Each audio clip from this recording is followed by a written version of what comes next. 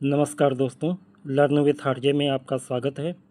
तो दोस्तों, आज मैं आपके लिए लेकर आया हूँ एनएसएस यानी राष्ट्रीय सेवा योजना, जो आपका एबिलिटी इन्हेंसमेंट कोर्स का एक पेपर है। इसके क्वेश्चन आंसर को मैं लेके आया हूँ। इसे मैंने ऑब्जेक्टिव टाइप में नहीं बताया है, बल्कि वन लाइनर क्वेश्चन आंसर के रूप में बताया है, ताकि एक टॉपिक से संबंधित सभी प्रश्न आपको एक जगह पर मिल जाएँ और आप इसकी तैयारी अच्छी तरीके से कर पाएँ। तो इस विषय में 100 से ज़्यादा प्रश्नों को हल किया जाएगा और इसमें हम 2 भाग में इसे देखेंगे। ये पहला भाग है। आइए शुरू करते हैं। सबसे पहला प्रश्न है, एनएसएस का फुल फॉर्म क्या है? What is the full form of NSS? तो एनएसएस का फुल फॉर्म है, इंग्लिश में यदि देखें तो नेशनल सर्विस स्कीम, और यदि हिंदी में देखें तो राष्ट्रीय सेवा योजना। तो देखिए, ऑप्शन में आपको इस तरीके से भी लिख कर दे सकता है, नेशनल सर्विस स्कीम हिंदी में, और राष्ट्रीय सेवा योजना लिख कर भी दे सकता है। इंग्लिश में नेशनल सर्विस स्कीम ही लिख कर आपको मिलेगा। अगला प्रश्न है, राष्ट्रीय सेवा योजना का विचार या चिंतन सबसे पहले किसने दिया था? Who first gave the idea और thought of national service scheme? तो देखो, राष्ट्रीय सेवा योजना का सबसे पहले विचार स्वामी विवेकानंद ने दिया था। ठीक है, यहाँ पे महात्मा गांधी और विवेकानंद दोनों लोगों का नाम आता है। तो यदि आपके प्रश्न में विवेकानंद का नाम दिया हो तो स्वामी विवेकानंद को ही आप सही ऑप्शन लगाएंगे। बाई चांस यदि आपके प्रश्न में स्वामी विवेकानंद का नाम न दिया हो तो ऐसे केस में महात्मा गांधी के ऑप्शन को भी आप चुन सकते हैं। अगला प्रश्न है, राष्ट्रीय सेवा योजना का प्रेरणा या प्रतीक पुरुष किसे माना गया है? Who is considered as the inspiration या symbol man of the national service scheme? तो इसे भी स्वामी विवेकानंद को ही माना गया है प्रतीक पुरुष। ठीक है, इसके बाद है, स्वामी विवेकानंद को राष्ट्रीय सेवा योजना का प्रेरणा पुरुष या प्रतीक पुरुष किस वर्ष में माना गया था? In which year the Swami Vivekananda was recognise as the inspiration man या symbol man of the national service scheme? तो यहाँ पे आपका जवाब होगा 1984 में। इसके बाद देखिए, आज़ादी के बाद राष्ट्रीय सेवा योजना को लागू करने के प्रथम प्रयास किसने किए थे? Who made the first attempt to implement national service scheme after the independence? तो यहाँ पे आपका सही जवाब होगा महात्मा गांधी। इसके बाद देखिए, छात्र जीवन न केवल बौद्धिक विकास का समय है बल्कि भावी, ये यहाँ पे भावी कर लेना, भावी जीवन के निर्माण का भी समय है। यह कथन किसने कहा था? ये कथन महात्मा गांधी ने कहा था कि student life is not only a time for intellectual development but also a time for building a better life.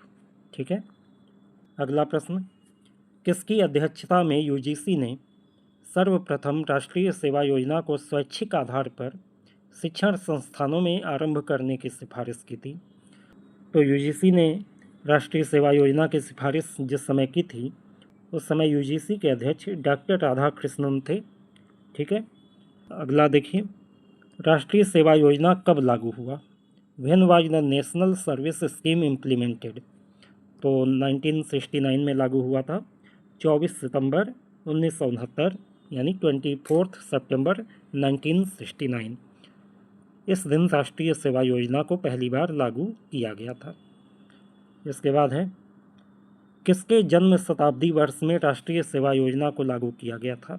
In whose centenary year was the national service scheme implemented? तो यहाँ पे आपका सही जवाब है महात्मा गांधी। 1869 में महात्मा गांधी का जन्म हुआ था और इसके 100 सालों बाद यानी 1969 में एनएसएस को लागू किया गया। इसके बाद देखिए, गांधी जी के जन्म शताब्दी वर्ष कौन सा है? Which was the centenary year of Gandhi ji birth? 1969।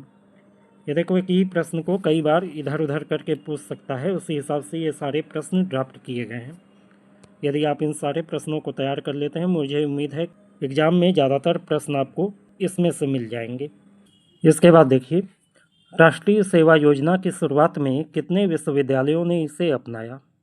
How many universities adopted the NSS at its inception? तो देखो, 37 विश्वविद्यालय, यानी जब एनएसएस की शुरुआत हुई तो सबसे पहले 37 यूनिवर्सिटीज ने इसे अपने कैंपस में लागू किया था। इसके बाद देखिए, राष्ट्रीय सेवा योजना को लागू करने वाला प्रथम विश्वविद्यालय कौन सा था? Which was the first university to implement the national service scheme? तो यहाँ पे आपका सही जवाब है मद्रास विश्वविद्यालय। ठीक है, अब मद्रास का नाम चेन्नई हो गया है। पहले इस जगह को मद्रास नाम से जाना जाता था और मद्रास विश्वविद्यालय ने सबसे पहले एनएसएस को लागू किया था। इसके बाद है राष्ट्रीय सेवा योजना की शुरुआत के समय इसमें सम्मिलित विद्यार्थियों की संख्या कितनी थी? At the time of Inception of NSS the number of student involve in it was. तो इस योजना की शुरुआत में 40,000 स्टूडेंट्स ने पार्टिसिपेट किया था राष्ट्रीय सेवा योजना में।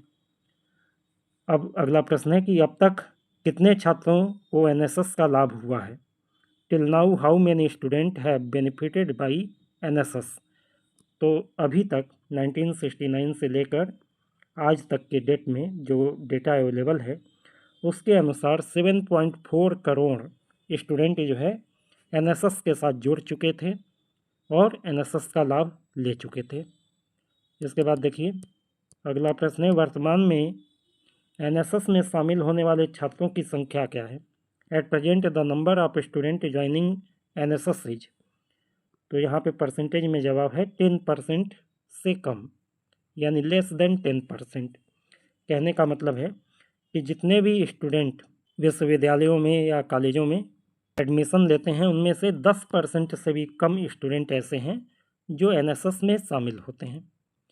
इसके बाद है यूजीसी द्वारा एनएसएस को बढ़ावा देने के लिए क्या प्रयास किया गया? What effort has been made by UGC to promote NSS? तो देखिए, सभी विश्वविद्यालयों को राष्ट्रीय सेवा योजना को एक वैकल्पिक विषय के रूप में शुरू करने के लिए एडवाइजरी जारी की गई है यूजीसी के द्वारा। ठीक है, advisory has been issued to the all universities to start national service scheme as an optional subject. ठीक है, वैकल्पिक विषय के रूप में इसे लागू करने की बात यूजीसी ने कहा है, एडवाइस किया है यूनिवर्सिटीज़ को, और इसीलिए शायद आप भी एनएसएस एक माइनर पेपर के रूप में पढ़ रहे हैं। ठीक है, इसके बाद है किस संस्था ने सभी व्यक्तिगत निजी वित्त पोषित विश्वविद्यालय, कॉलेज और संस्थानों में राष्ट्रीय सेवा योजना को अनिवार्य बनाए जाने पर जोर दिया है? Which institution has stressed on making national service scheme compulsory in all individual self-financed universities and colleges and institution? तो इसका सही जवाब है TISS, यानी Tata institute of social science. इसने एक रिसर्च किया और इस रिसर्च में एडवाइस किया कि एनएसएस को न केवल सरकारी बल्कि सेल्फ फाइनेंस, यानी जो अपने स्वयं की कमाई पे चलते हैं संस्थाएं जिसे सरकारी मदद नहीं मिलती है, उनमें भी एनएसएस को लागू किया जाना चाहिए। इसके बाद देखिए, राष्ट्रीय युवा उत्सव कब आयोजित किया जाता है? When is the national youth festival organise? तो राष्ट्रीय युवा उत्सव हर साल जो है 12 से 16 जनवरी के बीच में आयोजित किया जाता है। ठीक है, इसके बाद है राष्ट्रीय युवा उत्सव का आयोजन किसके द्वारा किया जाता है? Who organise the national youth festival? तो यहाँ पे युवा मामले एवं खेल मंत्रालय द्वारा इसे आयोजित किया जाता है। ये भारत सरकार का एक मंत्रालय है, ministry of youth affairs and sports. ठीक है, इसी के अंतर्गत एनएसएस भी आता है। इसके बाद देखिए, एनएसएस के उद्देश्य, लक्ष्य, थीम और इसके लाभ के ऊपर क्या क्या प्रश्न बन सकते हैं उनको हम देखते हैं। इसमें देखिए, राष्ट्रीय सेवा योजना का मुख्य उद्देश्य क्या है? What is the main objective of the national service scheme? तो यहाँ पे सामुदायिक सेवा के माध्यम से विद्यार्थियों के व्यक्तित्व का विकास करना, ये राष्ट्रीय सेवा योजना का मुख्य उद्देश्य है। Development of personality of student through community service, तो ये तो मेन ऑब्जेक्टिव है और एक ही मेन ऑब्जेक्टिव है। इसके अलावा कुछ और भी ऑब्जेक्टिव रखे गए हैं जिसे सहायक उद्देश्य या सेकेंडरी या सब्सिडरी ऑब्जेक्टिव के नाम से जाना जाता है। तो राष्ट्रीय सेवा योजना के सहायक उद्देश्य कितने हैं? 8 हैं, यानी एक मुख्य उद्देश्य है और 8 सहायक उद्देश्य हैं। कौन कौन से हैं अभी हम आगे देखेंगे, लेकिन एक चीज़ आपको बता दें, यहाँ पे ऑब्जेक्टिव क्वेश्चन कई तरीके से बन सकता है। आपको एक मुख्य उद्देश्य दे देगा, 3 सहायक उद्देश्य दे देगा, और पूछ सकता है कि बताइए कि राष्ट्रीय सेवा योजना का मुख्य उद्देश्य क्या है। ठीक है, या पूछ सकता है कि कौन सा राष्ट्रीय सेवा योजना का सहायक उद्देश्य नहीं है। तो ऐसे केस में ये वाला ऑप्शन आपका सही होगा। ये भी हो सकता है कि आपको सहायक उद्देश्य 3 दे दे और चौथे ऑप्शन में कह दे इनमें से सभी। ठीक है, तो इस तरीके से ऑब्जेक्टिव क्वेश्चन बन सकते हैं। तो यदि उद्देश्य आपको याद रहेगा, खास तौर से मुख्य उद्देश्य आप याद कर लीजिए, तो आपके प्रश्न सही रहेंगे, आपको आसानी से आंसर मिल जाएगा। तो 8 सहायक उद्देश्य हैं। कौन कौन से हैं राष्ट्रीय सेवा योजना के सहायक उद्देश्य, कौन कौन से हैं? तो पहला है लोगों के साथ मिलकर कार्य करना, वर्किंग टुगेदर विद पीपल्स। इसके बाद है स्वयं को रचनात्मक, सामाजिक और सृजनात्मक कार्यों में प्रवृत्त करना, यानी उसकी ओर आकर्षित करना। Engaging one self in the constructive social and creative work. तीसरा ऑब्जेक्टिव ये है कि स्वयं तथा समुदाय के ज्ञान में वृद्धि करना, increasing the knowledge of self and community. चौथा सहायक उद्देश्य है समस्याओं को हल करने में स्वयं की प्रतिभा का व्यवहारिक उपयोग करना, यानी प्रैक्टिकल नॉलेज। ठीक है ना, practical use of one's own talent in solving problem, इसको बढ़ावा देना भी राष्ट्रीय सेवा योजना का उद्देश्य है। इसके बाद पांचवा उद्देश्य देखिए, प्रजातांत्रिक नेतृत्व को क्रियान्वित करने की दक्षता प्रदान करना, providing the ability to implement democratic leadership. इसके बाद स्वयं को रोजगार योग्य बनाने के लिए कार्यक्रम विकास में दक्षता प्रदान करना, providing efficiency in the programme development to make one self employable. शिक्षित और अशिक्षित के बीच की दूरी को मिटाना, bridging the gap between the educated and uneducated. और समुदाय के कमजोर वर्ग की सेवा के लिए स्वयं में इच्छा जागृत करना, awaking the desire in one self to serve the weaker section of the community. तो ये सारे सहायक उद्देश्य हैं राष्ट्रीय सेवा योजना के।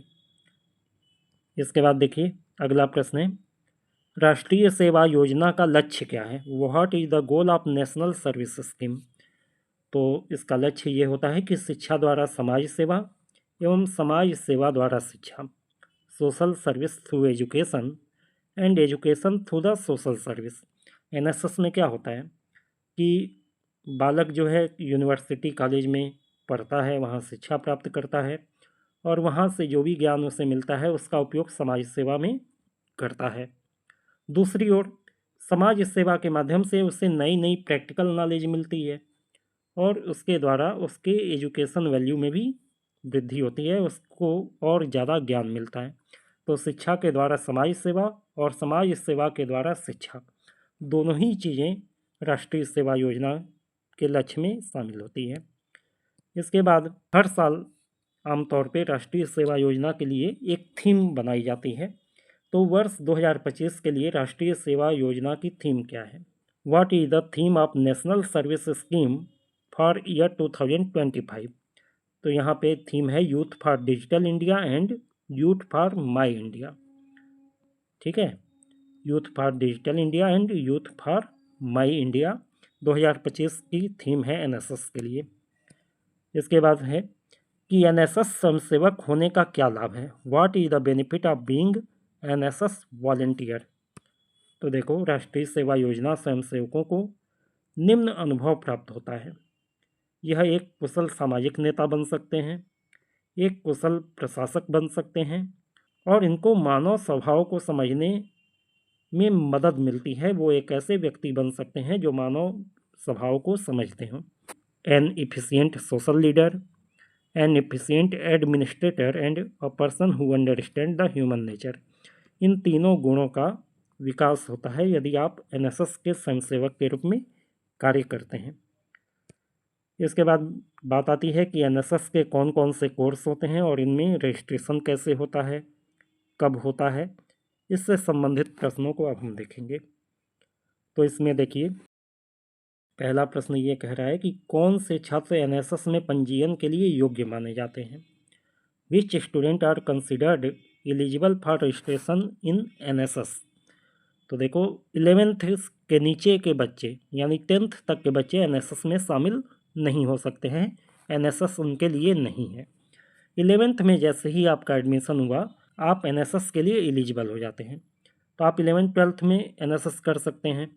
इसके अलावा यदि आपने उस समय नहीं किया तो स्नातक कोर्स यानी BA, BCom, BSc, BTech, BBA जैसे जितने भी ग्रेजुएशन कोर्स हैं इनके प्रथम वर्ष या द्वितीय वर्ष के छात्र यदि आप हैं तो NSS में रजिस्टर्ड हो सकते हैं। इसके अलावा इन दोनों में आपने रजिस्ट्रेशन नहीं कराया तो स्नातकोत्तर यानी PG, post graduate, MA, MCom, MSc जैसे कोर्सेज में प्रथम वर्ष के छात्र यदि आप हैं तो NSS के लिए रजिस्टर्ड कर सकते हैं। ठीक है। इसके बाद अगला प्रश्न है, किन छात्रों का NSS में पंजीयन नहीं हो सकता है? तो ऐसे छात्र जो ऊपर की कंडीशन को पूरा करते हैं उसके बाद भी NSS में वो पंजीकृत नहीं हो सकते। कौन से ऐसे छात्र हैं? जो खेल कूद में पंजीकृत हों या शामिल हों। ठीक है ना। द स्टूडेंट रजिस्टर्ड और involve in sport are not eligible for NSS। इसके बाद देखिए, कॉलेज स्तर पर NSS में छात्रों का पंजीयन कौन करता है? Who register the student in NSS at the college level. तो कॉलेज लेवल पे NSS में रजिस्ट्रेशन का काम NSS कार्यक्रम अधिकारी करता है। ये कॉलेज के जो टीचर्स होते हैं, प्रोफेसर्स होते हैं, उन्हीं में से किन्हीं प्रोफेसर को NSS के कार्यक्रम अधिकारी के रूप में नियुक्त कर दिया जाता है। इसके बाद है, NSS में पंजीकृत छात्र छात्राओं को क्या कहते हैं या फिर वे किस नाम से जाने जाते हैं? What are the student registered in NSS called, या by what name they are known. तो NSS के जो छात्र होते हैं उन्हें वॉलंटियर या स्वयंसेवी कहा जाता है। ठीक है। इसके बाद अगला प्रश्न है, NSS स्वयंसेवी को एक वर्ष में कितने समय सेवा करना अनिवार्य है? How long is it compulsory for an NSS volunteer to serve in an year. तो देखो, एक साल में एक वॉलंटियर को मिनिमम 120 आवर्स यानी 120 घंटे का सेवा कार्य करना अनिवार्य होता है। ठीक है। इसके बाद है, NSS की अवधि कितनी होती है? तो NSS का कोर्स आमतौर पे 2 वर्ष का होता है। ठीक है। NSS के 2 वर्ष के कोर्स में कुल मिलाकर कितने घंटे की सेवा अनिवार्य है? How long is the compulsory service in a 2 year course of NSS। तो अभी मैंने यहाँ पे बताया कि मिनिमम 120 घंटे हर साल सेवा करनी है, तो 2 साल के कोर्स में कितनी सेवा करनी अनिवार्य है?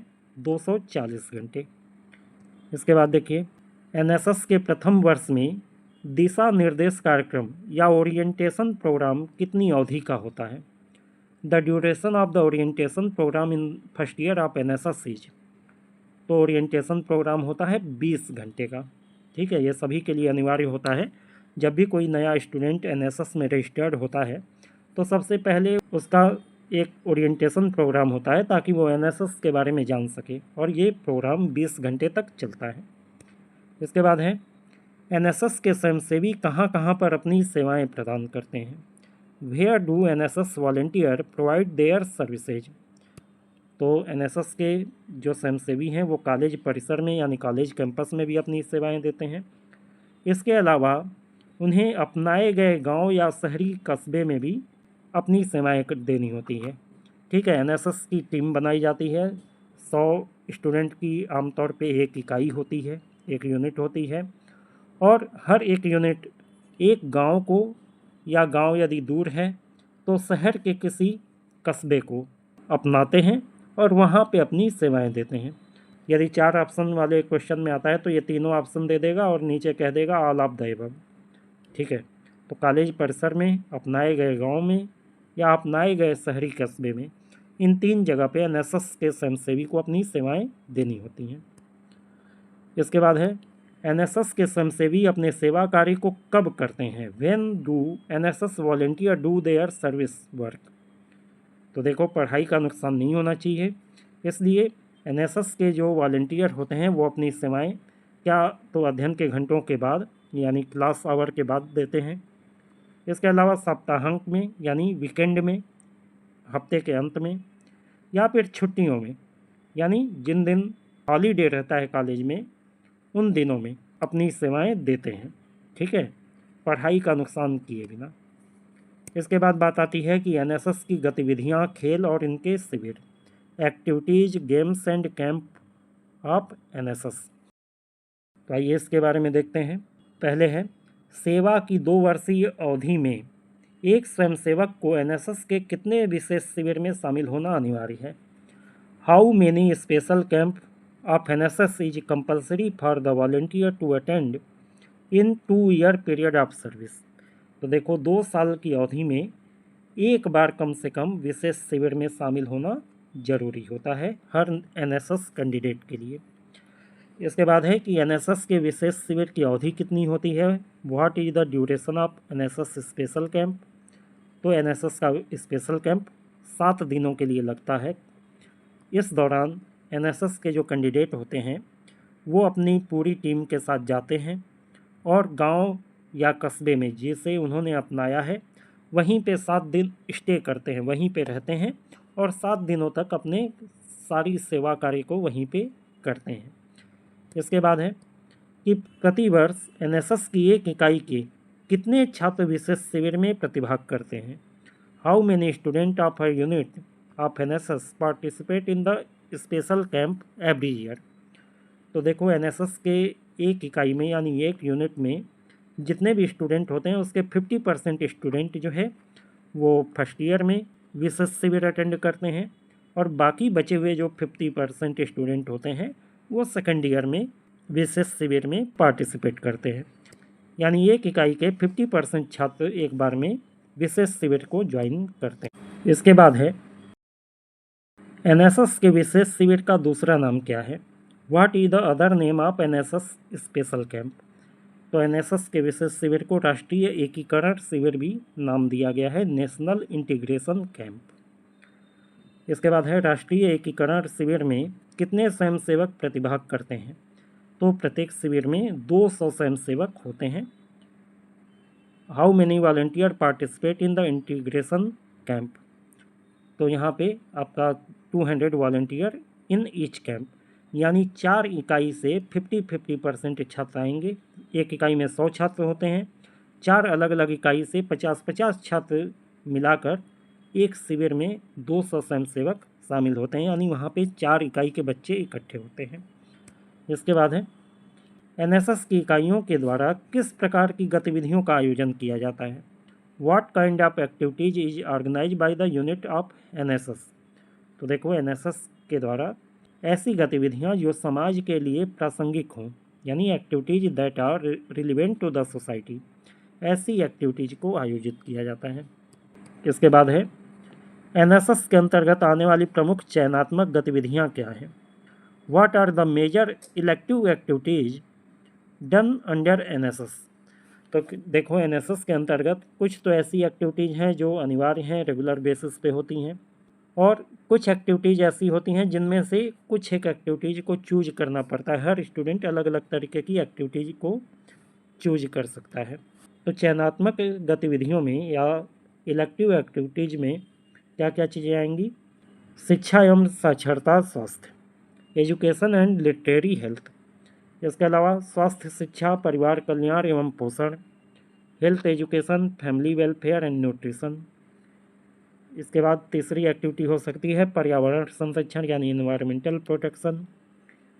चौथी चयनात्मक एक्टिविटी है सामाजिक सेवा कार्यक्रम यानी सोशल सर्विस प्रोग्राम। पांचवी एक्टिविटी हो सकती है आर्थिक विकास के लिए विविध उत्पादनमुखी कार्यक्रम, miscellaneous production oriented program for the economic development. और इसके अलावा अन्य कार्यक्रम, अदर प्रोग्राम्स। अब ये अदर प्रोग्राम्स में क्या होंगे। स्वच्छता संबंधी, महिलाओं की स्थिति में सुधार संबंधी, आपदा राहत और पुनर्वास यानी कि डिजास्टर रिलीफ एंड रिहैबिलिटेशन। इसके अलावा सामाजिक बुराइयों के खिलाफ अभियान, campaign against the social evils, digital Bharat, Kaushal Bharat, योग, इन सब के बारे में जागरूकता फैलाने संबंधी काम। तो ये सब सहायक या चयनात्मक गतिविधियों में शामिल होता है। इसके बाद राष्ट्रीय सेवा योजना के साहसिक शिविर में कितने स्वयंसेवक भाग लेते हैं। How many volunteers participate in the adventure camp of national service scheme. तो देखो, एक तो सामान्य शिविर होता है, डे कैंप यानी दिन भर के लिए कैंप लगता है। एक स्पेशल कैंप हो गया जिसे राष्ट्रीय एकीकरण कैंप कहा गया, 7 डेज के लिए लगता है। इसके अलावा एक साहसिक शिविर भी लगता है एनएसएस में, और इस साहसिक शिविर में प्रत्येक वर्ष 1500 स्वयंसेवक पूरे देश भर से पार्टिसिपेट करते हैं। ठीक है, यहाँ पे क्या क्या गतिविधियाँ होती हैं, साहसिक शिविर में क्या होता है, तो देखिए राष्ट्रीय सेवा योजना के साहसिक शिविर में कौन कौन सी क्रियाएं या गतिविधियाँ की जाती हैं। What activities are done in the adventure camp of national service scheme. साहसिक शिविर में पहाड़ों पर ट्रैकिंग करना, वाटर राफ्टिंग, पैरासेलिंग और basic skiing. Trekking on the mountain, water rafting, parasailing और बेसिक स्कीइंग, इस तरीके की एक्टिविटीज़ को एडवेंचर कैंप में किया जाता है। इसके बाद है राष्ट्रीय सेवा योजना के साहसिक शिविर देश के किस क्षेत्र में आयोजित किए जाते हैं। In which region of the country is the adventure camp of national service scheme organise.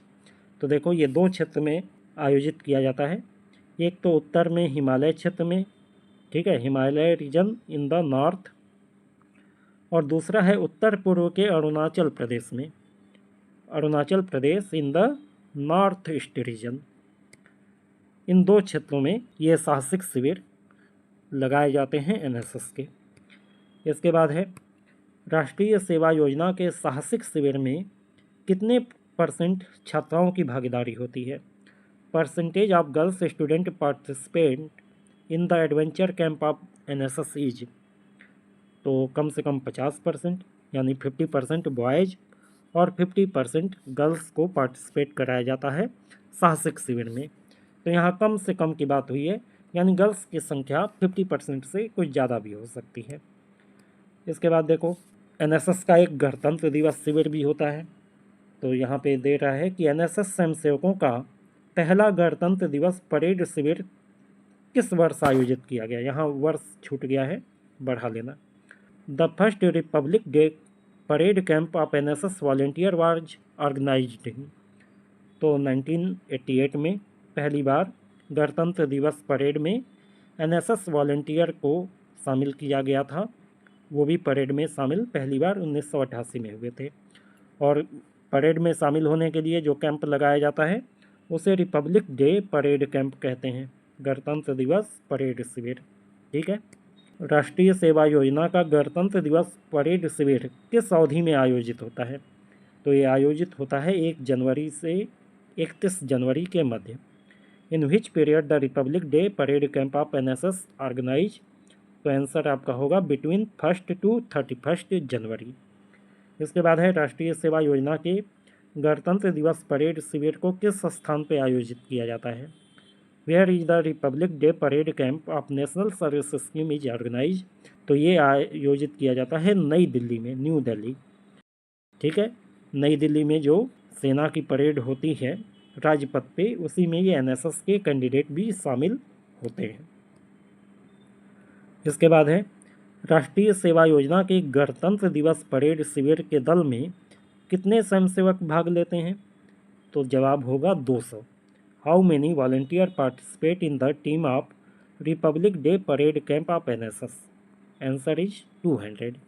पूरे देश भर से 200 बेस्ट कैंडिडेट को, जिनका फिजिकल हेल्थ अच्छा हो, हाइट वेट ये सारी चीज़ें तय मानक के अनुसार हो और अनुशासन में अच्छे हों, ऐसे 200 कैंडिडेट को चुनकर इस शिविर में भेजा जाता है पूरे देश भर से।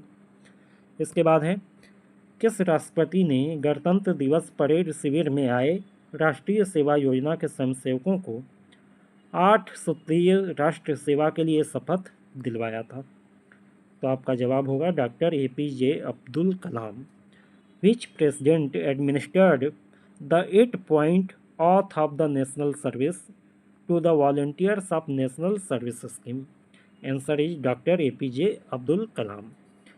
इसके बाद गणतंत्र दिवस शिविर में आए राष्ट्रीय सेवा योजना के स्वयंसेवकों को 8 सूत्रीय राष्ट्र सेवा के लिए शपथ किस वर्ष में दिलवाया गया था।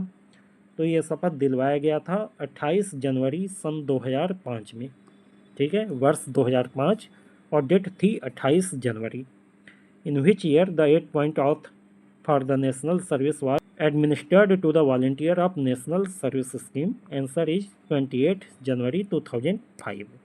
इसके बाद बात आती है राष्ट्रीय सेवा योजना के प्रमुख खेलों के नाम बताइए। Name the major games of the national service schemes. तो नेशनल सर्विस स्कीम में इनके कुछ विशेष खेल होते हैं जिसमें राम रावण युद्ध, रुमाल झपट्टा, कितने भाई कितने और ऐसे कैसे, ये 4 खेल सबसे ज़्यादा पॉपुलर हैं। ठीक है, तो इनके नाम आप याद कर लीजिएगा, आ सकता है प्रश्न। इसके बाद है राष्ट्रीय सेवा योजना के स्वयंसेवकों को कौन कौन से प्रमाण पत्र प्रदान किए जाते हैं? Which certificate are provided to the volunteer of national service scheme? तो देखो राष्ट्रीय सेवा योजना के अंतर्गत 3 प्रकार के सर्टिफिकेट मिलते हैं, ए सर्टिफिकेट, बी सर्टिफिकेट और सी सर्टिफिकेट, यानी ए प्रमाण पत्र, बी प्रमाण पत्र और सी प्रमाण पत्र। और ये प्रमाण पत्र जो है आमतौर पे ए प्रमाण पत्र 11th और 12th के छात्रों को दिया जाता है, क्योंकि इसके लिए ज़रूरी होता है कि 120 घंटे की सेवा की गई हो कम से कम, और साथ ही एक स्पेशल कैंप को अटेंड किया गया हो। बी प्रमाण पत्र के लिए ये आवश्यकता दोगुनी हो जाती है, 120 घंटे की जगह 240 घंटे की सेवा और एक विशेष शिविर की आवश्यकता होती है। और सी सर्टिफिकेट के लिए 360 घंटे की सेवा, यानी 3 साल यदि आप एनएसएस में लगातार रहते हैं और प्लस 3 विशेष शिविर आपने अटेंड किए हों, तब आपको सी सर्टिफिकेट मिलता है। तो एनएसएस सर्टिफिकेट के बारे में इतनी ही बातें हैं।